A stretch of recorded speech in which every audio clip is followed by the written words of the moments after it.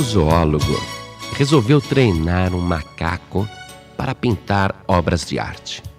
Comprou várias cores de tinta a óleo, uma palheta e alguns pincéis e colocou uma tela branquinha na frente do macaco e fez as primeiras manchas com a tinta. E o macaco, observando o homem fazendo aquilo, pegou o pincel na mão e passou a imitar o zoólogo. E foi distribuindo as cores naquela tela. E não é que o macaco tinha bom gosto e talento artístico. Misturava as cores com uma primazia impressionante. Cores quentes com cores quentes, cores frias com cores frias. E o macaco dava um equilíbrio para as cores naquela tela que realmente o zoólogo ficou admirado. Pensou que talvez fosse coincidência. Será que esse macaco realmente é talentoso?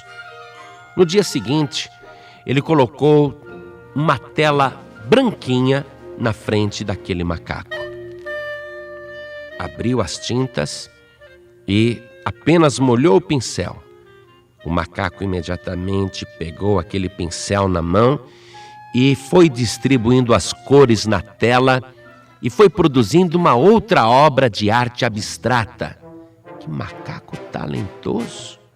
Não apenas joga as cores na tela, como faz isso com muito equilíbrio e com muita sensibilidade. Vou continuar a minha experiência. No dia seguinte, ele colocou outra tela branquinha na frente do macaco e o macaco já foi abrindo os tubos de tinta, já foi pegando o pincel e foi distribuindo as cores. Impressionante! Só faltava aprender a assinar o nome. O zoólogo pensou, ele não assina o nome porque macaco não tem nome. Mas se tivesse, ele assinaria. É um grande artista, cada obra de arte. Macaquinho, vem cá. Como prêmio, eu quero te dar esse amendoim. O macaquinho comeu aquele amendoim enquanto pintava a tela. E assim aquele cientista, o zoólogo, foi premiando o macaquinho. Para cada tela pintada, ele dava um amendoim de presente. E o macaquinho foi compreendendo, no seu pequeno raciocínio, que aquilo era um pagamento pelos quadros que ele pintava. Não demorou muito. O macaco começou a pintar qualquer coisa na tela e pintava rapidamente, jogava as tintas, as cores de qualquer maneira e já estendia a mão esperando o seu amendoim. O cientista foi compreendendo então que ele havia destruído o talento do macaco ao introduzir naquela relação o conceito do lucro. Você sabia que um artista, seja cantor, pintor, escultor, quando ele está fazendo a coisa por amor, por inspiração, sem pensar no dinheiro, ele produz as mais magníficas obras? Você pode reparar, os compositores são assim também. As melhores canções, as melhores músicas foram criadas por eles na época em que eles não eram famosos e nem vendiam muitos discos.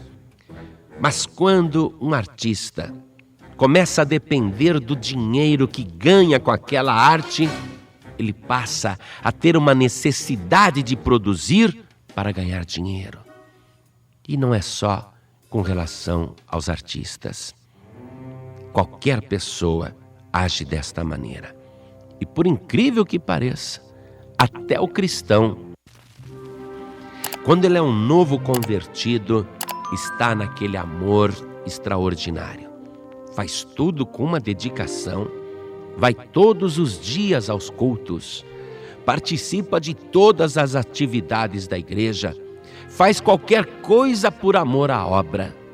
Mas à medida que ele vai sendo recompensado pelo homem, naquilo que ele está fazendo na obra do Senhor, ele passa a se tornar profissional.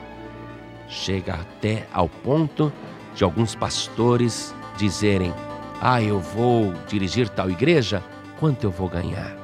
Qual vai ser o meu salário?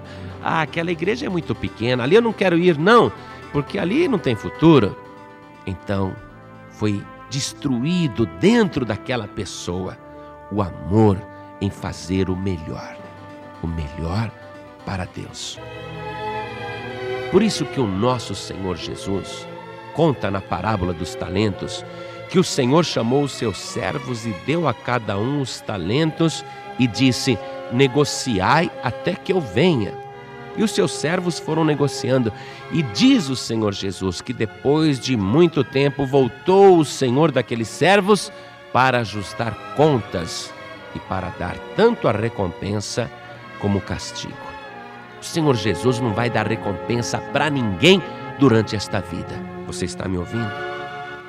Você tem que trabalhar hoje e fazer o melhor de uma tal maneira como se o Senhor Jesus fosse voltar amanhã.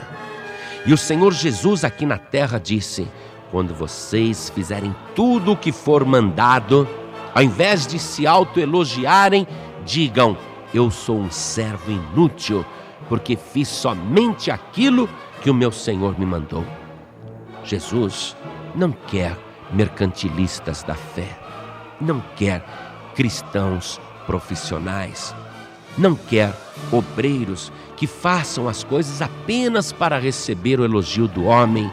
Jesus combateu todas essas atitudes e o próprio Senhor Jesus encerra dizendo na sua palavra: eis que cedo venho e o meu galardão está comigo para dar a cada um conforme as suas obras.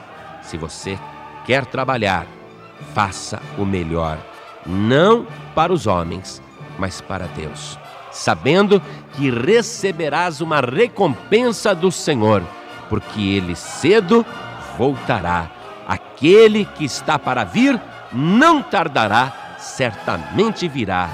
Ora vem, Senhor Jesus.